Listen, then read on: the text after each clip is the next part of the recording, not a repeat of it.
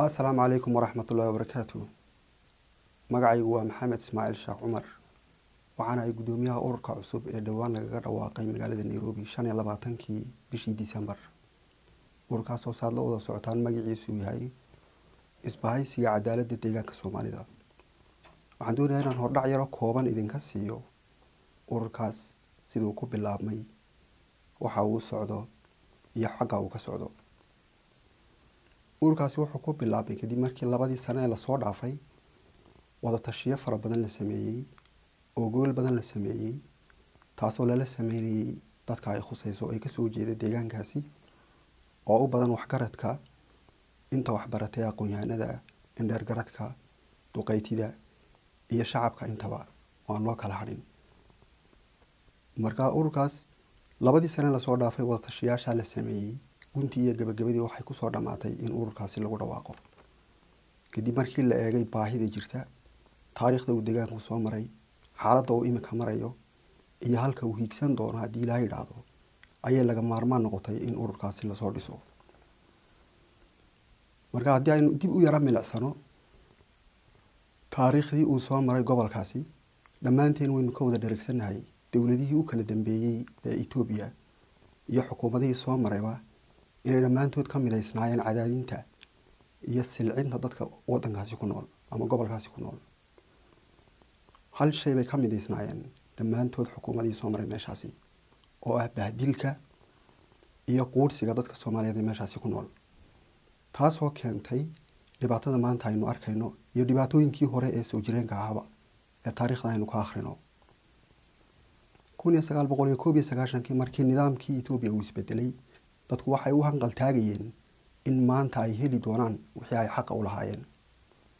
habase ahaatee taasina may noqonin mid lagu farxo oo sidii loogu farxay u dhacda. waxay geeyisiisay dadka Soomaalida ee gobolkaasi ku nool barakicin, kufsi, dil tiro badan, xarig aan cadaalad lahayn oo dadka maxkamadda soo marin la iska xidho, dhac iyo boob hantidooda lagu sameeyo iyo nooc kasta oo xadgudub ah oo xuquuqda aadanaha ah oo aanan halkan kusoo koobi karaynin. intiina wax akhridaa dabcan waad akhrideen si fiican baad la socotaan ribootayaasha ay soo saaraan hay'adaha xuquuqul aadamiga iyo cidii kale meeshaasi ka howlgashaaba. taas markaa waxay keentay in dadku ay sameeyaan dadaallo kala duwan iyo halgano fara badan oo wajiye badan leh maadaama cadowga ay la tacaamulayaan uu isaga laftiisa wajiye badan yahay.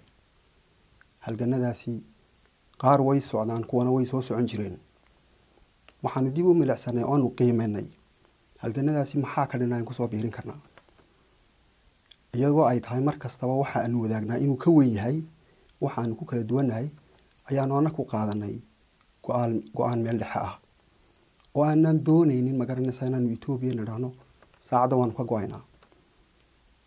aanan doonaynin haddana xukun maqaar saar ah oo ku shaqeeya waxa ay dadka kor jooga doonayaan sida EPRDF iyo TPLF waxa ay doonayaan ku shaqeynaya oo aan marnaba eegaynin isla markaana ka talinaynin waxa danta u ah dadka meesha ka soo jeeda. sida la wada socotaan xukuumadaha kala dambeeyay ee soo maray gobolkaasi dhammaantood waxay ahaayeen wax gacmo ku samaysa.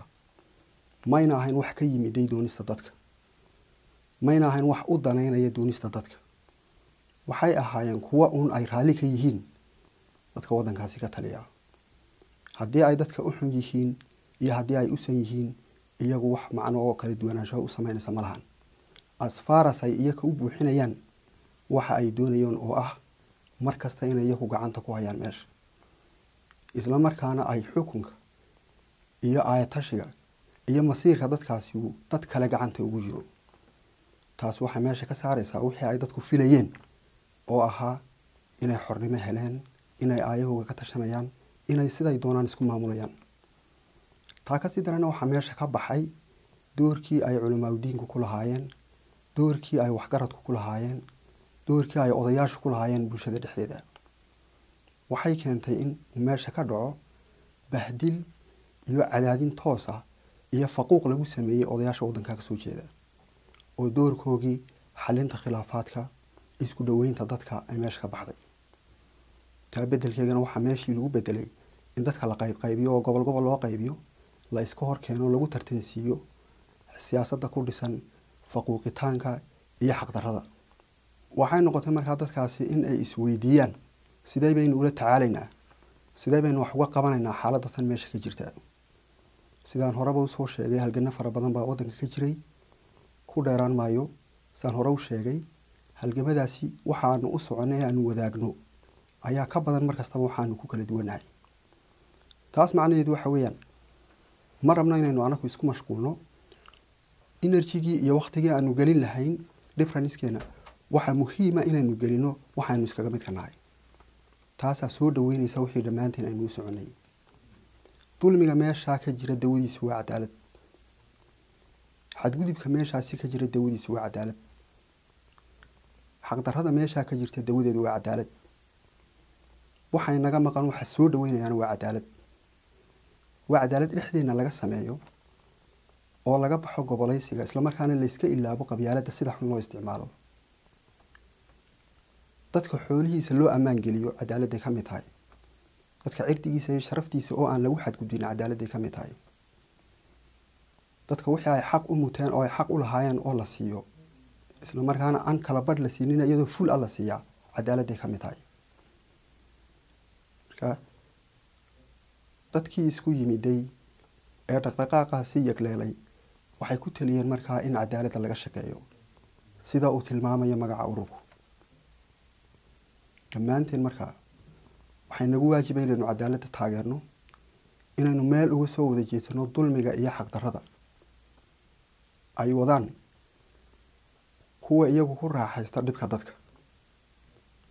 oo hadday doonaan magaceena leh, oo hadday doonaan afkeena ku hadlaya, taasina ma noqonayso wax sii soconaya oo weligeedba sidaa ahaanaya. soomaalida waxaa lagu yaqaanaa inay dulmiga diidaan, inay yaraysiga diidaan, inay xaqiritaanka diidaan, inay sharaftooda iyo cizigooda ilaashadaan baa lagu yaqaanaa. taa anagu ka duulayna ayaa waxaan jeexnay waddo odhanaysa oo xaqiijinaysa waxa aanu doonayno. waxaanu ku doonaynaa cadaalad. waxaanu doonaynaa nidaam ismaamul oo xaq ah, nidaam ismaamul oo dhammaystiran oo aan kala badh ahayn, nidaam ismaamul oo lanooga dambeeya haddaanu nahay dadka waddanka ama gobolka ka soo jeeda. xaaladda maanta jirta waynu u wada jeednaa dhammaanteen inaanu jirin qof keliyaata oo xataa fikirkiisa saxdaa ka hadli karaa. waayo dadka waa la cabsi geliyey, aad baa loo cabsi geliyey, waa la bahdilay. bahdilkaas oo geyisiiyey soomaalidu inay u diirnixi waayaan walaalahooga dhibka lagu hayo, kuwa jeelasha ka buuxa, kuwa la kufsaday, kuwa waddanka ka cararay, kuwa hantidoodii laga qaatay, kuwa la laayay ee wax lagu laayay ilaa iminka aan la garanaynin. kama hadli karaan waayo waa la cabsi geliyey. waxaanu ku baaqaynaa marka dadku inay iska jaraan xadhigga cabsida, isla markaana ay runta ka hadlaan. taas baana cadaaladda soo jiidaysa, soo dhaweynaysa waxaynu doonayno oo ah cadaalad. inaynaan cabsoonin. waa nidaamkaas wixiisu wuxuu ku dhisan yahay cabsigelin. dadka marka la cabsigeliyo xaqooga ma sheegan karaan. xataa waxaa ka lunta marka ugu dambeysa ay ka lunta waxa maaninad yani ayaan ahay anigu yaa ka lumaysa, meesha ka baxaysa. dadnimadii baa meesha ka baxaysa, damiirkii baa meesha ka baxaya, soomaalinimadii baa meesha ka baxaysa. taasi aynu uga foojignaano oo aynu uga soo kabanno waxaa loo baahan yahay inaynaan cabsoonin dhammaanteen, inaynu isku duubnaano dhammaanteen, inaynu u kacno cadaaladda, inaynu u heelino xaqa, inaynu ka soo horjeedsano baadilka iyo dulmiga. halla mudanayaal iyo marweyn waxaa socda ololaha qiimo jabinta sanadka cusub ee Nilis Furniture oo soo group. in ka badan 30 shay oo qiimahooda la soo jabiyay ayaa kugu diyaar ah. doonaysa inaad wax badan ka ogaato ololaha socda soo booqo bartayda Facebook kadibna riix meesha ay ku qoran tahay December campaign. 48 bilood interestigu waa free, alaabtadana si bilaash ah ayaa gurigaaga lagu keenaya.